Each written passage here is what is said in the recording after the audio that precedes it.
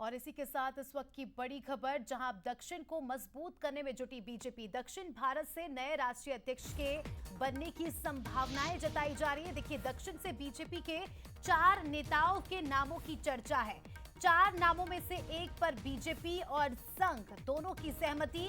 नए अध्यक्ष के साथ दक्षिण में पार्टी विस्तार की मदद मिलेगी। बीजेपी के साउथ पर फोकस करने के अटकलें लगाए जा रहे हैं और हो सकता है, ये कहा जा रहा है, चर्चाएं काफी है कि हो सकता है कि दक्षिण से यानी साउथ से ही कोई राष्ट्रीय अध्यक्ष हो।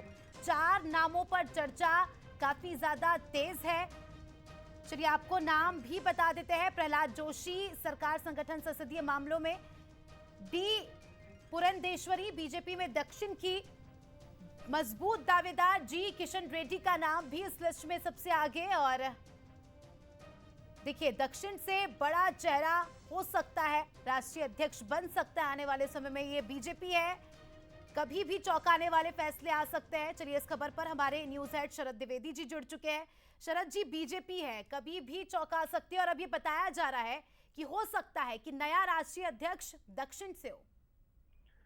देखिए, बिल्कुल इस संभावना से इनकार नहीं किया जा सकता, क्योंकि उत्तर भारत में बीजेपी का परचम अब पूरी ताकत से फहरा रहा है।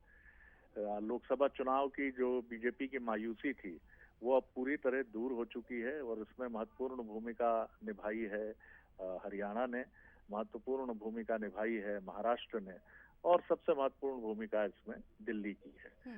इन 3 राज्यों में बीजेपी ने जिस तरह से अपना दबदबा साबित किया है, इसने ये बताया है कि वो उत्तर भारत की निर्विवाद रूप से चैंपियन पार्टी है। दक्षिण में उसका रथ अटकता है। सबसे पहले कर्नाटक उसका प्रवेश द्वार है। कर्नाटक में वो कर्नाटक से ही दक्षिण की तरफ वो बढ़ी थी।